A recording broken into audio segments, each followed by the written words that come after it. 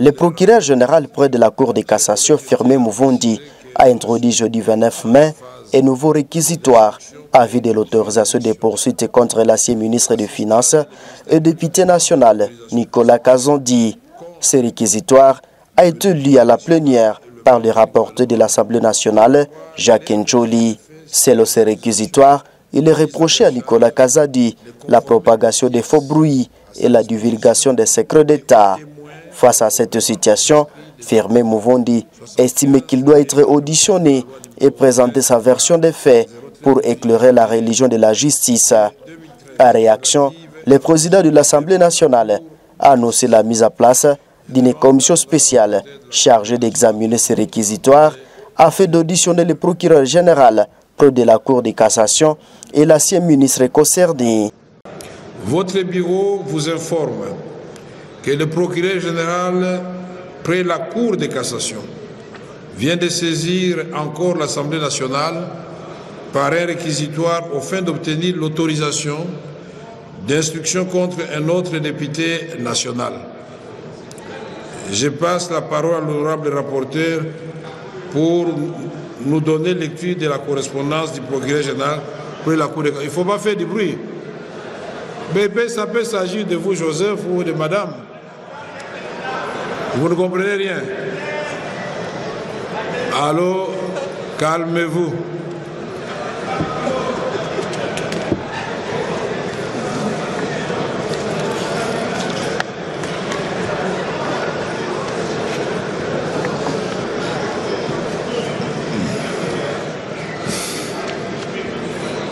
Merci, honorable président.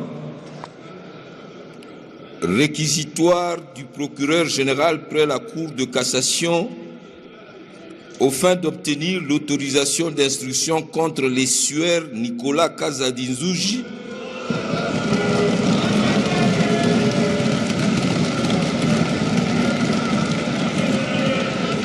ancien ministre des Finances, actuellement député national.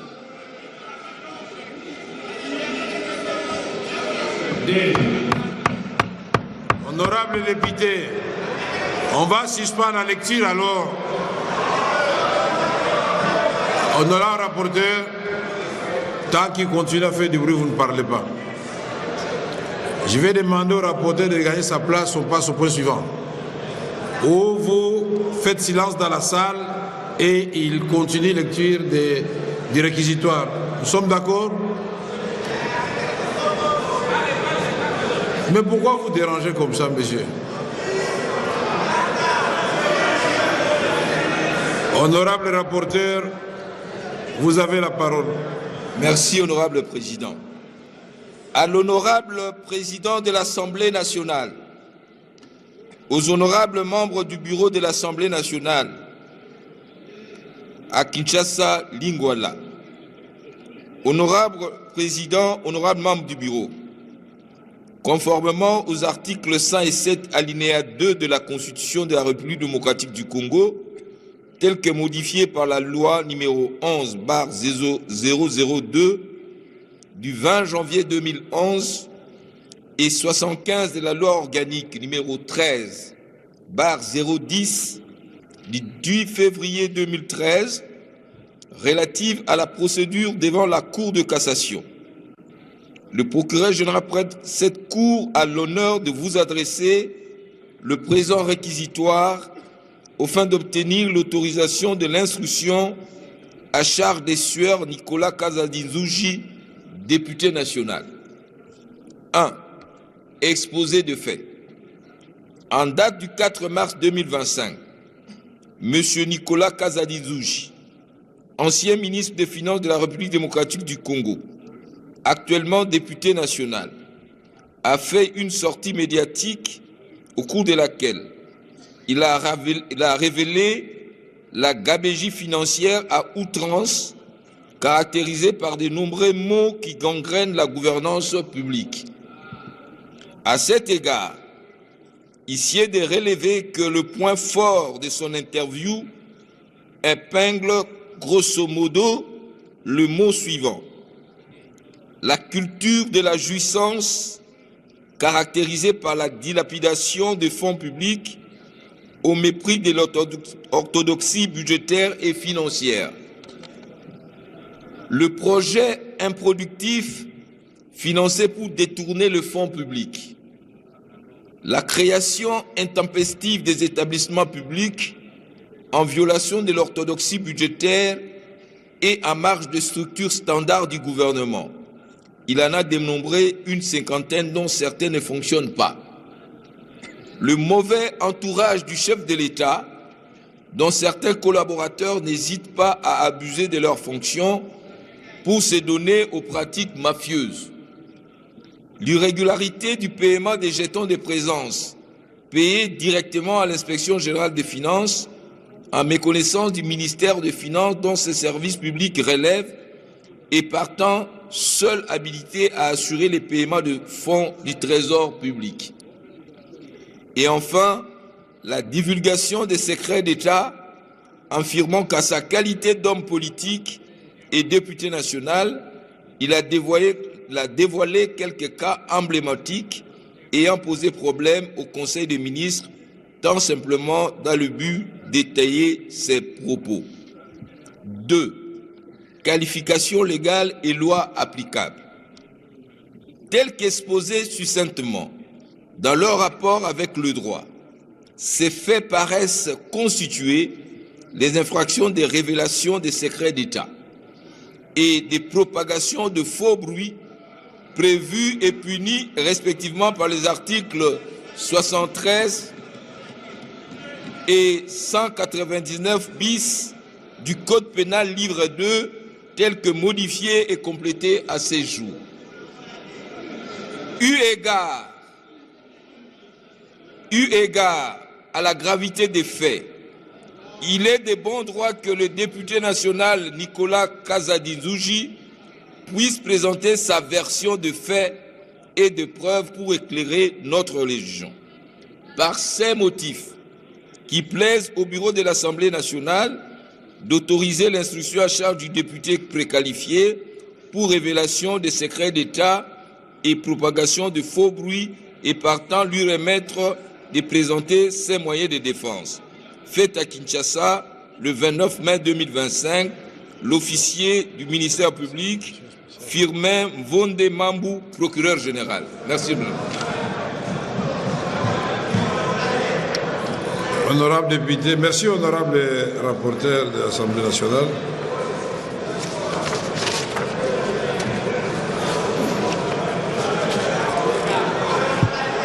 D'honorables députés et chers collègues, comme nous avons procédé pour les cas... C'est qui dérange comme ça?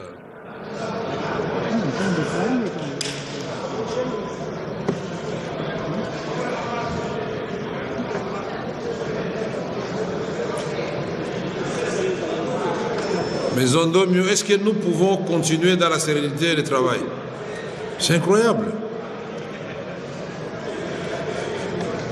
Je disais, comme nous avons procédé pour le cas de notre collègue honorable Dikala et pour le cas du ministre d'État Constant Moutamba, donc on va mettre en place une commission spéciale, n'est-ce pas, pour statuer sur cette demande ou ces réquisitoires du procureur près la Cour de cassation, le procureur général près la Cour de cassation, et nous ramener les dossiers ici. Est-ce que nous pouvons considérer que ces dossiers, nous devons l'envoyer à la commission technique spéciale qui sera mise en place? Qui sont pour? Qui sont contre? Qui s'abstiennent? Merci. Donc à la fin de la plénière, nous allons mettre en place cette commission. On va demander au président du groupe parlementaire d'envoyer les noms des gens qui feront partie de cette commission. Voilà. Honorable, merci honorable rapporteur, honorable député, chers collègues, vous venez de suivre la lecture des réquisitoires du procureur général. Comme levé la procédure prévue à l'article 106 de notre règlement intérieur, nous venons donc de mettre en place une commission spéciale temporaire chargée d'examiner ces réquisitoires. À cet effet, donc, je demande au président des groupes parlementaires de communiquer avant la fin de cette séance par le biais de l'honorable rapporteur de l'Assemblée nationale les noms de leurs délégués respectifs devant faire partie de cette commission spéciale. Chers collègues, venons-en à présent au rapport de nos deux commissions spéciales et temporaires sur le dossier de l'honorable Dikala Majeb Lubazadio Géry et de M. Moutamba Ntungunga Constant, ministre d'État, ministre de la Justice et garde des Sceaux. À ce sujet, il vous souviendra que lors de notre séance du vendredi 23 mai 2025, après la lecture de ces deux réquisitoires par l'honorable rapporteur de l'Assemblée nationale, il a été décidé de la mise en place de deux commissions spéciales et temporaires conformément aux dispositions de l'article 106 de notre règlement intérieur. Pour l'instant, ces deux commissions spéciales et temporaires vont nous présenter à tour de rôle les rapports respectifs. Chers collègues, je tiens à préciser que nous ne sommes que dans la phase de l'instruction pré-juridictionnelle. À ce stade, le ministère public demande l'autorisation d'instruction contre le député national et le membre du gouvernement pour avoir leur version des faits si les accusations mises à leur charge, les conformer aux pièces à sa disposition et aux témoins conformément aux prescrits des articles 75 et 84 de la loi numéro 13/03 du 18 février 2013 relative à la procédure devant la Cour de cassation. Je demande à l'honorable rapporteur de l'Assemblée nationale de nous en donner lecture.